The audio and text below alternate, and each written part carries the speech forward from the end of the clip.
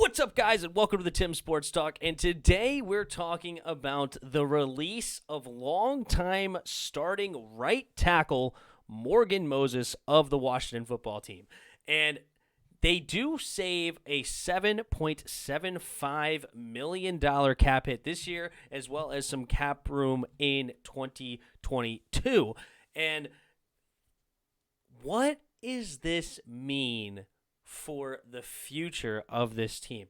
Why did we feel the need to make this move now, right? And first off, one of the reasons is that we are actually pretty deep at tackle. Now, we don't have any great tackles, but we're actually pretty deep as far as we have Leno Jr. now we just signed. We did a second-round draft pick with Samuel Cosmi. We do have Cornelius Lucas, who played well last year. And then we have Sadiq Charles, a tackle that they drafted in the fourth round a couple of years ago, that I would like to see move inside to guard, but they may see him still as a potential tackle on this team, and maybe not starting, but a swing tackle on this team.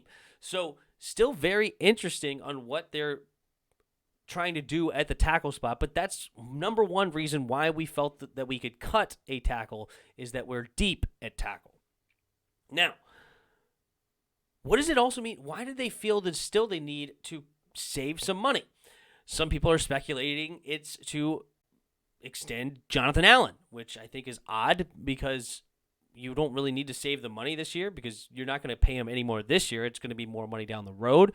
And you could still cut Morgan Moses for a big cap saving next year. So I don't know about that.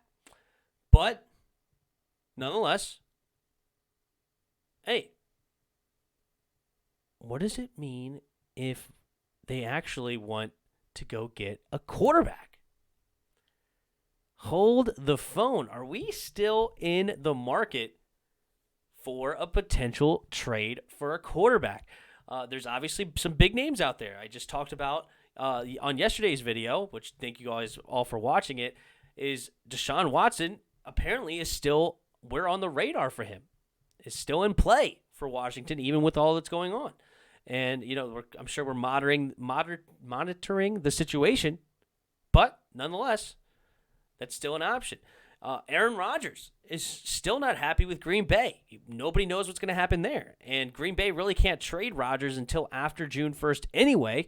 So are we kind of setting ourselves up maybe to potentially get an Aaron Rodgers? That's very interesting. And there's still maybe some outside chances if a team like Miami or the Raiders trade for Watson, then maybe we get Tua or we get Carr. And either one of those would be nice. And, you know, we need to save some cap room for Carr because Carr is a $20 million cap hit. And there's definitely some interesting options still even at May 21st for this football team.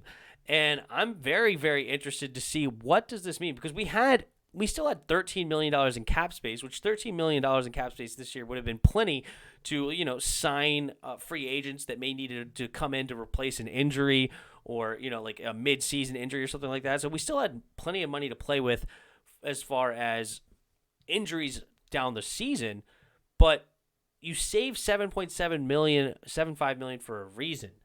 And the reason may be a quarterback, which would be a whole lot of fun. I wouldn't mind any of the three I just mentioned, or four, I should say. I wouldn't mind any of those guys. I think all of them improve what we already have and also gets a quarterback of the future. You know, everybody except for Aaron Rodgers would be a quarterback of the future, right? Aaron Rodgers obviously being 37, 38 years old. He's not a future quarterback. He'd be more of a, you know, stopgap that could try to win a championship this year. But, you know, Tua, obviously extremely young. Deshaun Watson still at 25, 26 years old. He could play forever. And Derek Carr is only around 30 or something, like 29 years old. So if he's even that old, I don't know exactly. I can't remember now. But nonetheless, all of those guys could still be your quarterback for the next 10 years, potentially. And I would love that. So very, very interesting take here that we cut Morgan Moses. We also did cut Jerron Christian the same day, but that was not nearly – I'm not surprised about that. Christian was definitely – he was a bust the day we drafted him. I didn't like that pick. He was already an extremely raw tackle, didn't have great footwork, didn't have great blocking abilities.